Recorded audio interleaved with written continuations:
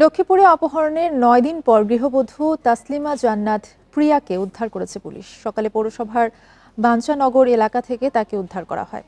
এই ঘটনায় ৪ জনকে গ্রেফতার করা হয়েছে। পুলিশ জানায়, গত ২৪ নভেম্বর রাতে সদর উপজেলা তেমুহানি এলাকার নিজ বাড়ির সামনে হাঁটাহাঁটি করছিলেন প্রিয়া। এ সময় ৬-৭ জন দুর্বৃত্ত গিয়ে তাকে জোরপূর্বক সিএনজিতে তুলে নিয়ে যায়। ঘটনার পরদিন অপহৃতের বাবা বাদী হয়ে সদর থানায় ৭ জনকে আসামি করে অপহরণ মামলা করেন। পরে পুলিশ প্রযুক্তির সহায়তায় সুলতান আহমেদ, প্রকাশ সুজন, সিএনজি চালক মোহাম্মদ সোহেল, শাহিন বেগম এবং সুমি আক্তারকে গ্রেফতার করে।